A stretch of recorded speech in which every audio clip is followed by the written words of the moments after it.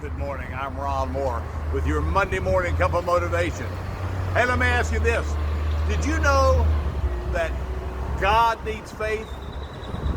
Yeah, he needs faith just like we need faith. But see, he needs faith because do you realize that when he says he spoke the worlds into existence, he spoke and said, let there be light, and boom, there was light. He spoke and said, let the waters part. Boom, the waters parted.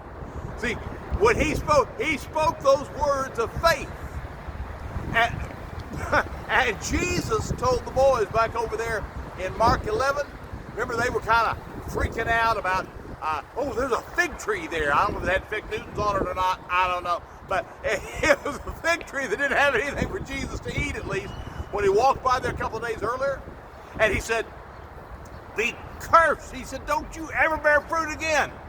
Well, they walked by there again, back by there, and they went, oh my gosh, it's withered up. It's dead. That tree's dead now. And so Jesus looked to them.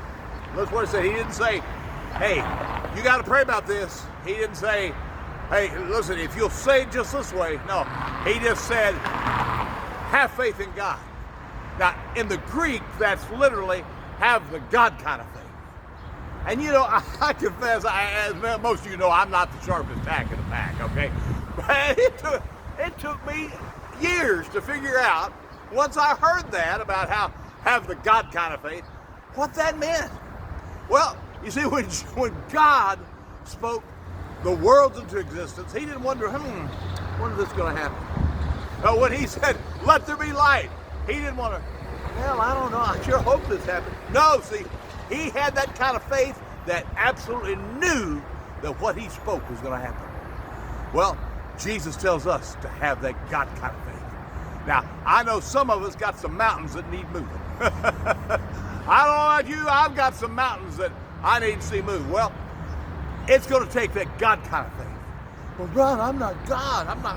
How in the world can I do that? Well, see, first of all, faith comes by hearing, and hearing by the word of God. Romans 10:17. And so, as you begin to get this book in your life, you begin to know, okay, this is what God's into. This is what God says. And if God says it, you bank on it.